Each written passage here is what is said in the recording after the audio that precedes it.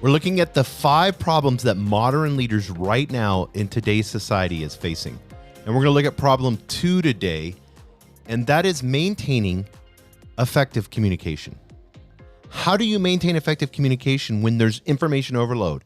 When you have remote and hybrid work environments, it's crazy. And then you're trying to manage cross-cultural communication, maybe even globally when you have employees with different type of cultures everywhere. And then how do you have great communication skills as a leader? How do you do this?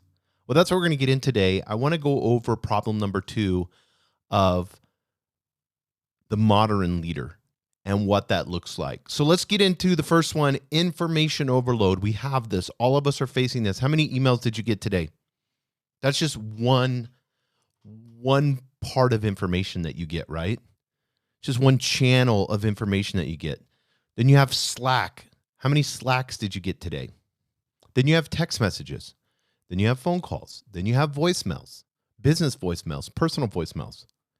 Then you have Instagram DMs and Twitter, and we have information overload. So what do we do as a leader? Well, we have to block out times and the type of information that we get. It is super important that you're not reactive to every single thing, because you're going to turn into a little OCD, crazy typewriter monkey that's just sitting at the computer all day, just respond, and you get nothing done and you never have time to focus. Especially if you get involved into some long email that is like going to take you 45 minutes to write up, and you're doing it because you're reacting to send the email out really quick when this is your time to shine, and you could have took this 45 minutes in your power hour is what I like to call it. And instead of using creativity and doing that, you wrote this email out. But you're like, Jason, this email is super important and it had to get done. I get that. So why does it have to be an email? What's your preferred way to communicate? And then you need to let your team and everybody else know that. You're the leader. So you get to make that decision on the way that you communicate. I prefer one-on-ones, Zoom calls, or a phone call. I don't want to type things out. I think that's the most, in a text especially, all of that, Slack messages, all of that stuff is ineffective. If I want to show something on Slack, or I want to like put a presentation for a meeting or something like that, but I don't, or something really quick that can be, but most of the time I'm going to have an in-face even, and then we'll say, hey, let's have a quick 5-minute meeting on this. We have a quick 5-minute meeting. I would rather have a quick meeting than to spend 45 minutes writing out an email.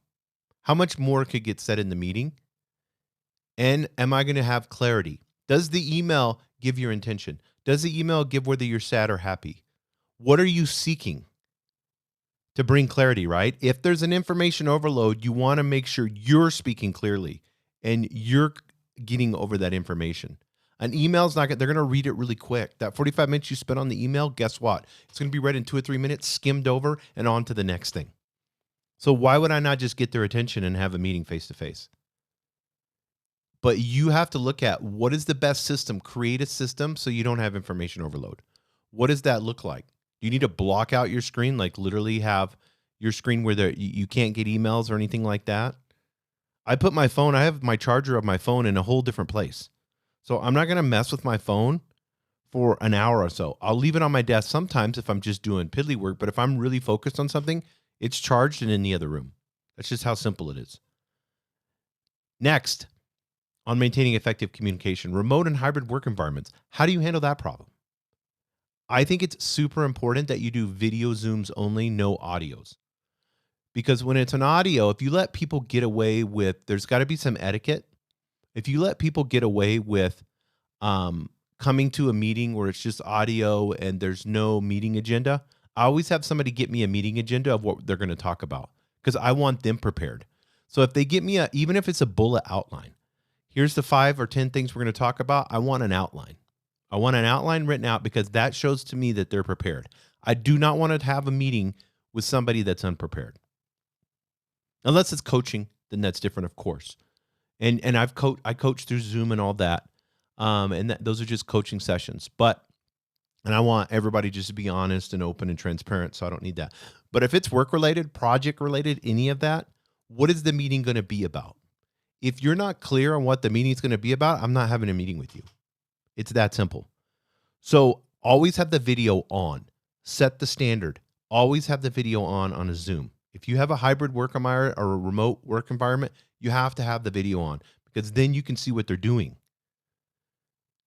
Because if they're on audio, I guarantee you they're not going to be as engaged if they're on video. And I put that as a rule. Hey, if you want to work at home, we have video Zoom calls. It's video. There's no audio. That's super important to me. It's a pet peeve of mine when it's just audio all the time and everybody's just doing audio. And then you say, "What do you think about that, Bill?" After 10 minutes, and then Bill doesn't answer. And then, "Oh, Bill must be gone." Yeah, I'm not having that. Bill's going to listen and be engaged, and I'm going to ask. I'm going to facilitate the conversation like I would in person. Next, managing cross-cultural communication. So what do you do when you have, and I think cross-cultural communication is important. I think people need to be allowed to be able to express themselves cross-culturally. I think that's hugely important because if you have everybody that's of just one culture, and it's like Silicon Valley, everybody has Patagonia vests on, and everybody's white and 50 or 30 or whatever it is, the age nowadays if you go to Silicon Valley. That's not what we need. We don't need more of that. We need creativity, and creativity comes from cross-cultural communication. I love when I can talk to somebody from Pakistan and see what their opinion is on it. Is this offensive to you? What does that look like to you? Or I'll talk to somebody in London and say, "Hey, on the underground scene in London, what's been going on?" "Oh, house music is like in London, like the cool thing. What are people wearing? What are they doing? Where are they going? What's the new restaurants? What's going on?" I want to know culture. I want to know local influencers. Give me their Instagram accounts. Let me look and see what's going on. That's going to help me with my messaging, isn't it?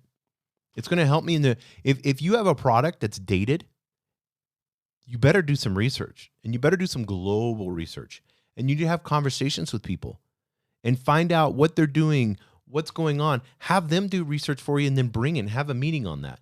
"Oh, you live in London? How do you think our product would fit in London, in England? How would that work?"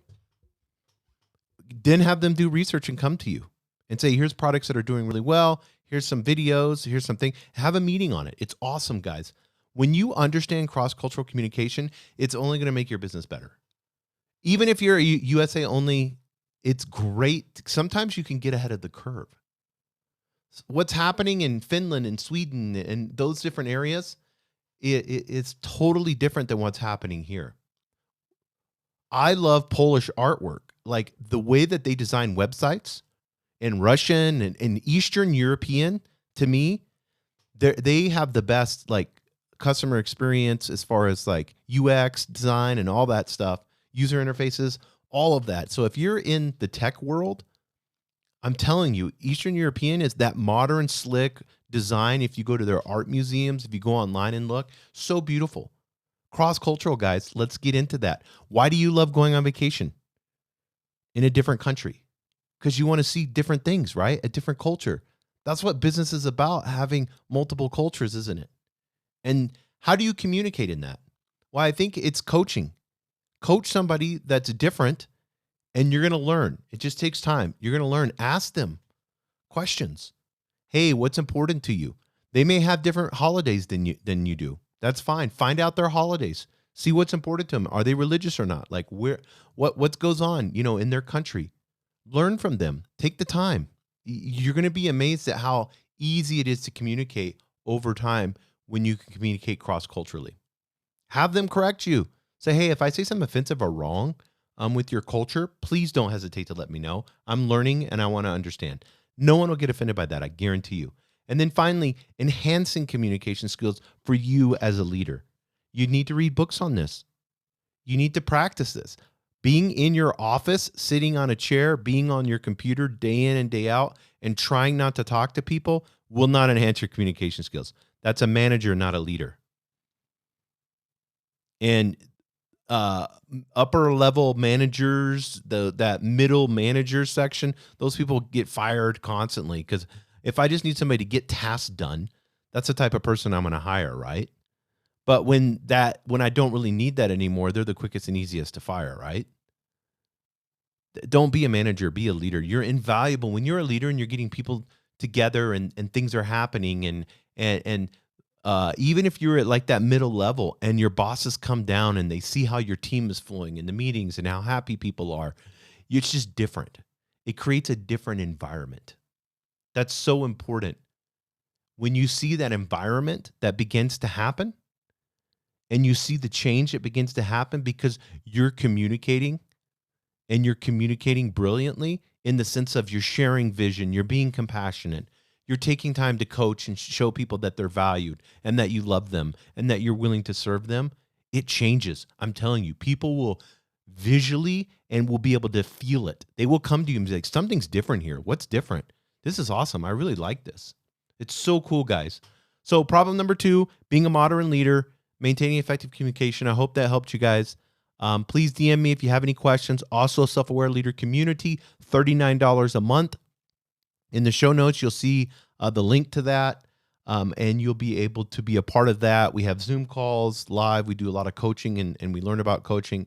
Super awesome. It's only $39 a month, so sign up for that. If you have any questions, you can DM me anytime on Instagram. I'm on all of them, Twitter, all of that. So don't hesitate to DM me if you have any questions on the Self-Aware Leader Community. Thanks, guys.